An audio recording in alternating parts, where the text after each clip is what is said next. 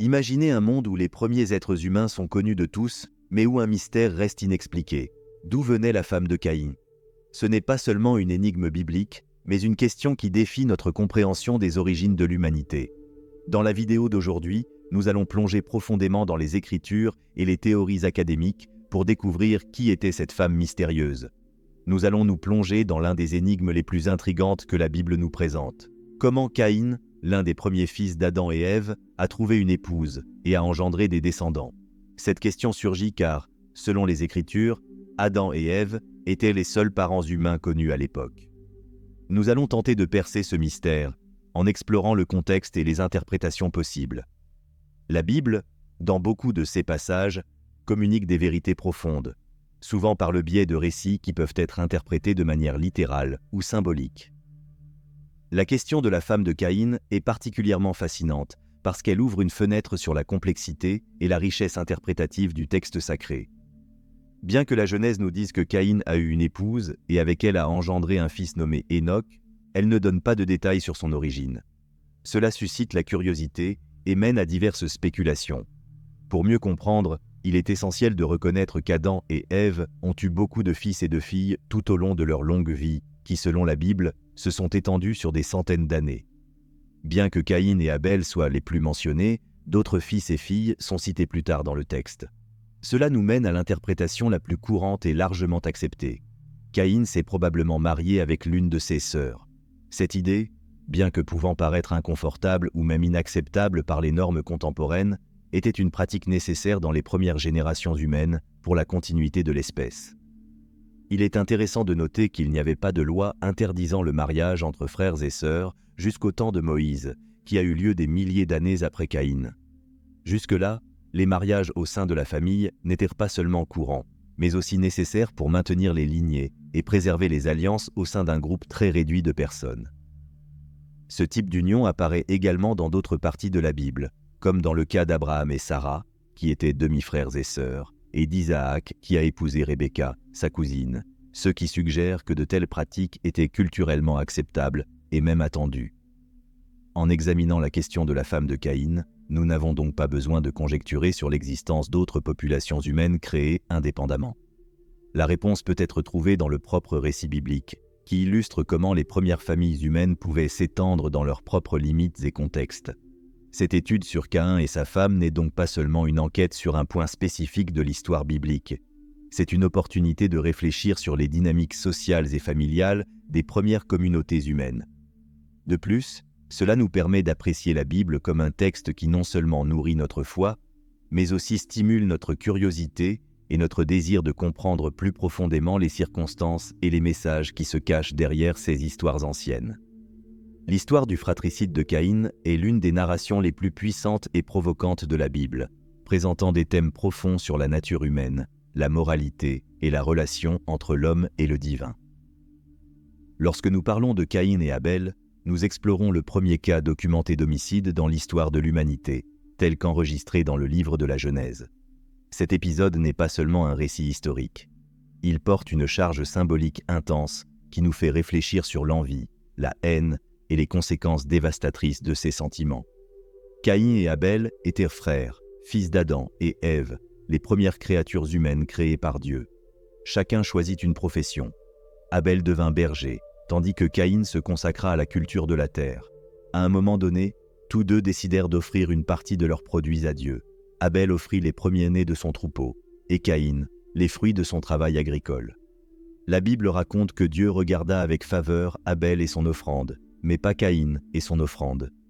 Ce moment est crucial pour comprendre le déroulement des événements. Le rejet de l'offrande de Caïn par Dieu est interprété de diverses manières. Certains érudits suggèrent que le problème ne résidait pas dans l'offrande elle-même, mais dans l'attitude avec laquelle elle fut présentée. Abel offrit le meilleur qu'il avait avec un cœur pur, tandis que Caïn, possiblement, n'offrit pas ses prémices ou le fit avec une mauvaise attitude. Cette distinction est fondamentale, car elle reflète non seulement la qualité des offrandes, mais aussi l'état spirituel et moral des offrants. Le rejet divin incita chez Caïn des sentiments de jalousie intense et de colère contre Abel. Ce sentiments rongèrent l'intérieur de Caïn, le conduisant à contempler l'impensable, tuer son propre frère. Cet acte n'était pas un simple moment de colère, C'était un choix délibéré qui reflétait la profonde dégénérescence morale de Caïn. La Bible détaille que Dieu parla encore à Caïn, l'avertissant du danger du péché qui le guettait, un signe de la miséricorde divine tentant d'empêcher la catastrophe. Malheureusement, Caïn n'écouta pas l'avertissement et, dans un acte de violence prémédité, tua Abel. Cet homicide marque non seulement l'introduction du péché de meurtre parmi les humains, mais illustre également la progression du péché depuis la désobéissance initiale dans le Jardin d'Éden jusqu'à la corruption et la violence extrême. C'est un portrait vivant de la capacité humaine au mal lorsque guidée par des émotions négatives non contrôlées et lorsque la communion avec Dieu est rompue. Le fratricide de Caïn nous enseigne sur les graves conséquences du péché, spécialement lorsqu'il est nourri par des sentiments comme l'envie et la colère. Il nous montre que nos actions ont un impact non seulement sur nos vies, mais aussi sur celles de ceux qui nous entourent, et peuvent résonner à travers les générations. L'histoire de Caïn et Abel est un rappel sombre que nous devons veiller sur nos cœurs et chercher à vivre de manière à plaire à Dieu, en évitant les pièges du péché qui peuvent mener à des conséquences tragiques. L'histoire de Caïn après le fratricide de son frère Abel est profondément emblématique et riche en leçons sur les graves conséquences du péché, tant sur le plan physique que spirituel et émotionnel. Après avoir commis le premier meurtre enregistré, la réponse divine à Caïn ne se limite pas à un jugement moral. Elle s'étend à une série de répercussions qui modifient fondamentalement le cours de sa vie, impactant son existence de manière profonde et exhaustive. Lorsque Dieu confronte Caïn après le meurtre d'Abel, il ne se contente pas de souligner l'acte odieux, mais impose également une malédiction qui va au-delà d'une simple punition. Cette malédiction fait de Caïn un fugitif et un vagabond, condamné à une vie d'errance sans possibilité de trouver repos ou succès dans ses entreprises agricoles. La terre que Caïn cultivait, auparavant source de subsistance et de fierté, refuse désormais de lui offrir ses fruits. Cette partie de la malédiction est à la fois symbolique et littérale. Elle symbolise la rupture de la relation harmonieuse entre Caïn et la création, une déconnexion physique et spirituelle de la source de vie et de nutrition. Plus qu'une pénalité physique, la malédiction implique une profonde aliénation de Caïn par rapport au reste de l'humanité et à Dieu. Cet exil n'est pas seulement géographique, mais aussi spirituel. Caïn est séparé non seulement de sa famille et de sa communauté, mais aussi de la présence réconfortante et orientatrice de Dieu. Il devient un exemple primordial de ce que signifie vivre en dehors de la grâce divine, un état qui est autant une condition extérieure qu'un tourment intérieur. Psychologiquement, l'impact de cette malédiction sur Caïn est dévastateur. Il porte le poids non seulement de son acte de violence, mais aussi de la conscience constante de sa séparation irrémédiable de tout ce qui définissait auparavant son identité et sa place dans le monde. Vivre comme un fugitif et un vagabond amplifie son isolement, faisant en sorte que la culpabilité et le remords se mêlent à un sentiment perpétuel de désorientation et de désespoir. Cette condition d'errance reflète également une déconnexion émotionnelle intense. Caïn, autrefois un agriculteur prospère et intégré à sa communauté, se retrouve désormais confronté à une réalité où il est perpétuellement déplacé, incapable de former des liens ou de trouver un quelconque sentiment d'appartenance. L'angoisse de se savoir marqué par une malédiction divine, conscient que son propre acte a apporté ce malheur, est une forme de punition qui transcende le physique et le concret. Caïn devient ainsi un symbole durable des conséquences du péché, exemplifiant non seulement le châtiment immédiat, mais aussi les répercussions émotionnelles et spirituelles qui peuvent suivre des actes de grande méchanceté. Son histoire nous rappelle que nos actions ont des répercussions qui vont au-delà des conséquences immédiates, affectant notre relation avec les autres, avec le monde naturel et avec le divin. Lorsque Caïn exprime sa peur que quiconque le rencontre pourrait le tuer, Dieu répond à cette préoccupation en mettant une marque sur lui. Cette marque est mentionnée de manière énigmatique dans les Écritures, sans beaucoup de détails sur sa nature physique, mais sa fonction est claire. Elle sert à protéger Caïn de toute vengeance mortelle. Cette protection divine est remarquable, car elle montre que, même en réponse au péché et à la rébellion, Dieu continue à se soucier de la vie de Caïn, lui offrant une garantie de sécurité qui transcende la justice humaine. La marque de protection sur Caïn est un signe de la présence continue et de la souveraineté de Dieu. Alors que la malédiction éloigne Caïn de la terre fertile et de la communauté, la marque protège sa vie physique contre les dommages que d'autres pourraient lui infliger. Cela illustre une vérité fondamentale sur la nature de Dieu dans le contexte biblique. Sa justice est toujours équilibrée par sa miséricorde. Dieu punit Caïn pour son péché, mais ne l'abandonne pas à son sort ou à la vengeance débridée. Cette marque sert également de rappel constant pour Caïn et pour ceux qui l'entourent des conséquences du péché et de la souveraineté de Dieu sur la vie et la mort.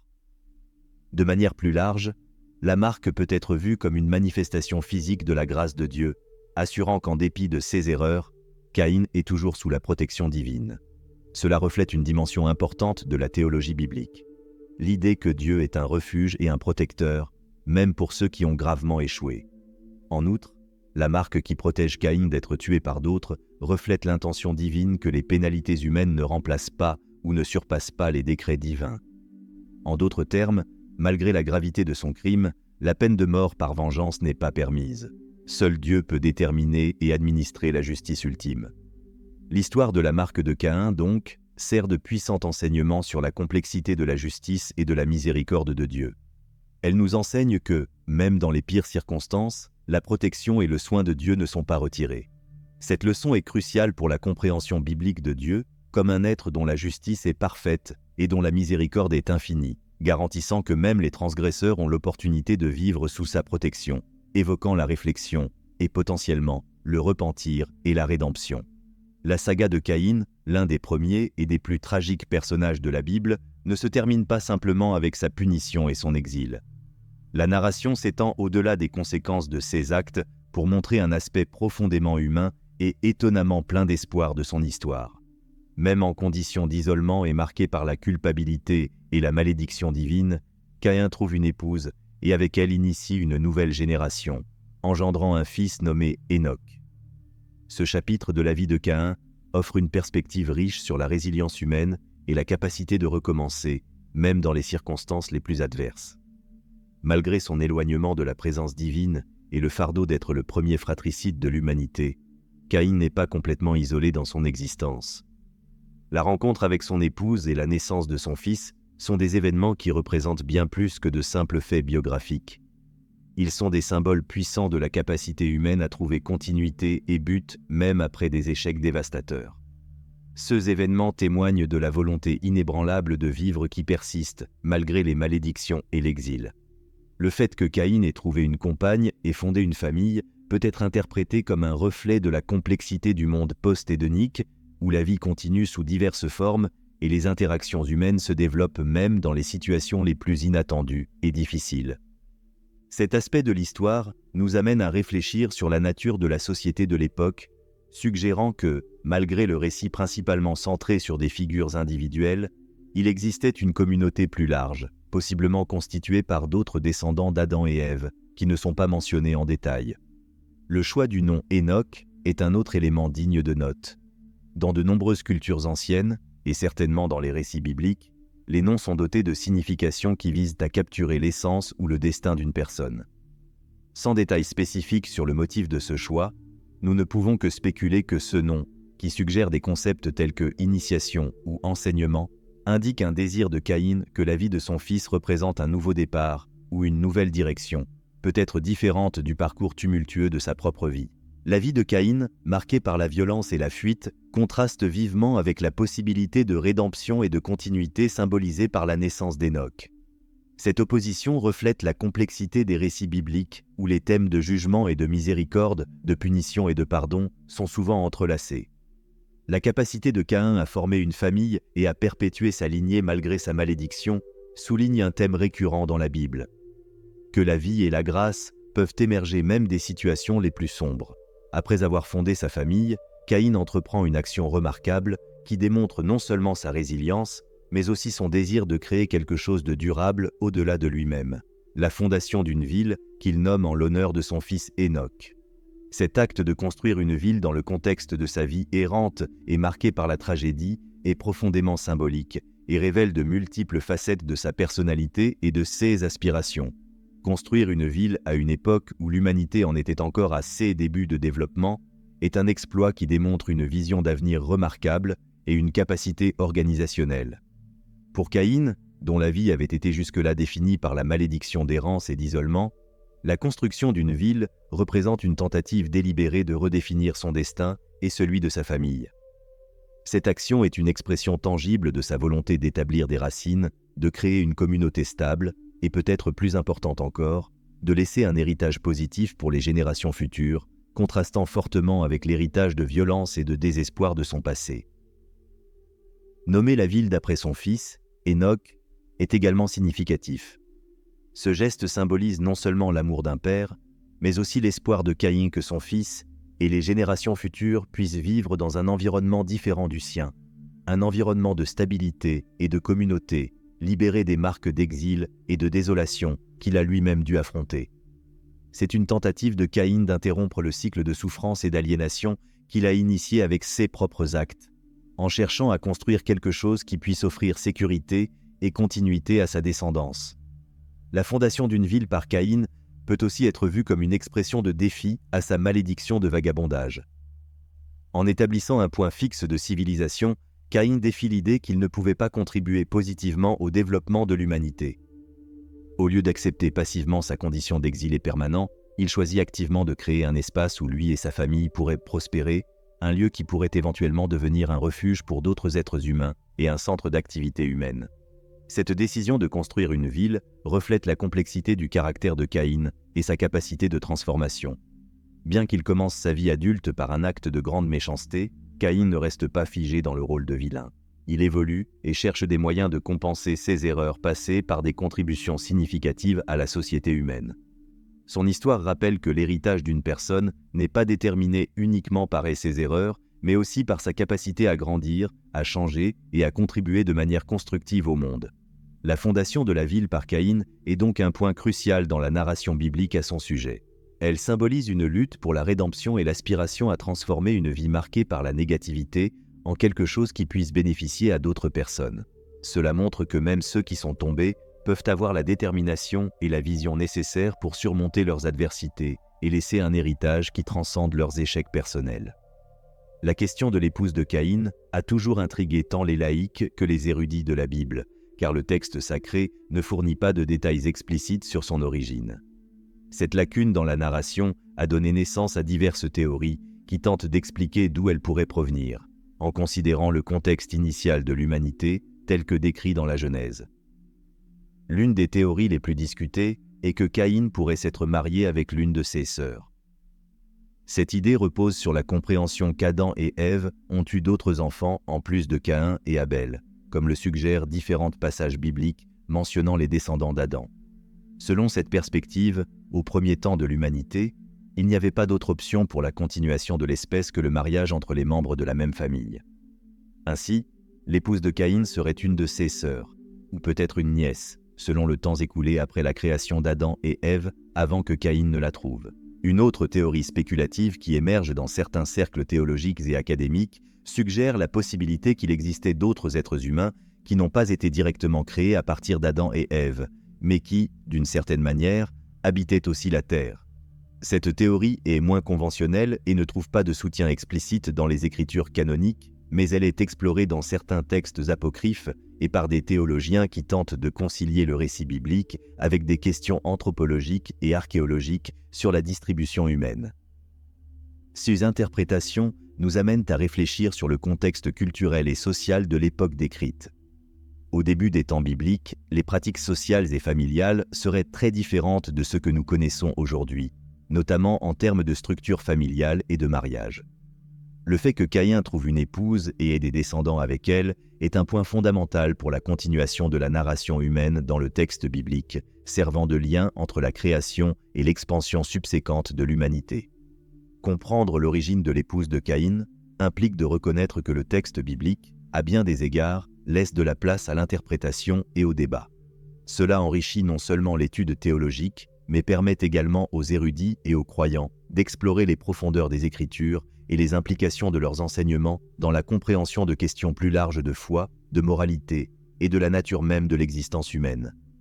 Ainsi, en discutant de l'origine de l'épouse de Caïn, nous plongeons également dans une analyse plus approfondie de la manière dont les premiers chapitres de la Genèse établissent la base de questions théologiques et existentielles qui continuent d'être pertinentes dans de nombreux aspects de la pensée et de la pratique religieuse contemporaine.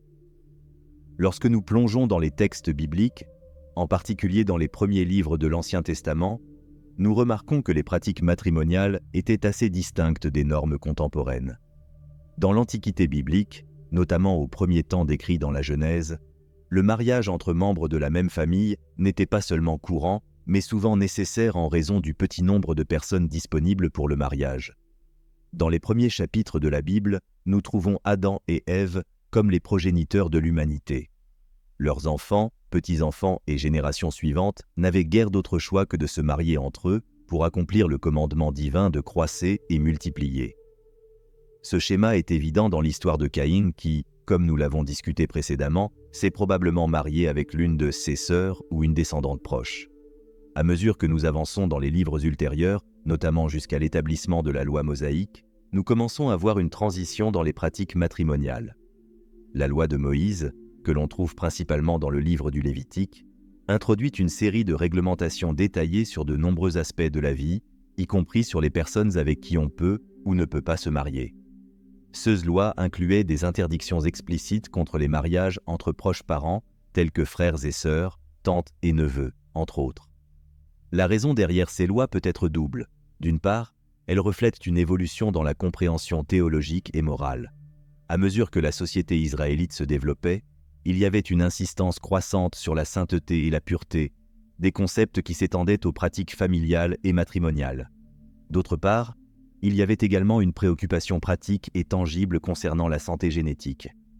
Les anciens Israélites ne comprenaient peut-être pas la génétique moderne, mais ils reconnaissaient certainement que les mariages très proches pouvaient entraîner des complications de santé et des problèmes pour la descendance, une compréhension observée dans de nombreuses cultures anciennes.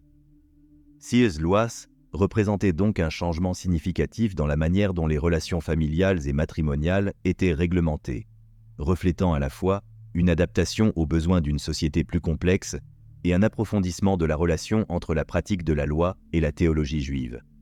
L'introduction de ces réglementations ne préservait pas seulement l'intégrité physique de la communauté, mais renforçait également les concepts d'ordre, de pureté et de séparation entre ceux qui étaient considérés comme purs et impurs, des éléments centraux de la loi mosaïque. En somme, l'évolution des lois matrimoniales dans l'histoire biblique est un exemple fascinant de la manière dont les pratiques culturelles et les lois religieuses interagissent et s'adaptent au fil du temps. Étudier ces changements nous aide non seulement à mieux comprendre les textes bibliques dans leur propre contexte, mais offre également des perspectives sur la manière dont les communautés traitent les questions de moralité, de santé et de loi au fil des générations. Si vous avez trouvé de la valeur dans cette vidéo, pourquoi ne pas laisser un like pour nous montrer votre soutien? Et si vous avez des pensées ou des idées supplémentaires sur ce sujet, nous serions ravis de vous entendre dans les commentaires ci-dessous. Vos interactions enrichissent notre communauté et aident à orienter le type de contenu que nous produisons. De plus, si vous ne vous êtes pas encore abonné à la chaîne, envisagez de le faire dès maintenant. En vous abonnant, vous ne nous soutenez pas seulement, mais vous vous assurez également de ne pas manquer nos futures études et explorations sur d'autres thèmes fascinants de la Bible et de l'histoire. Merci d'avoir regardé et nous espérons vous revoir dans notre prochaine vidéo.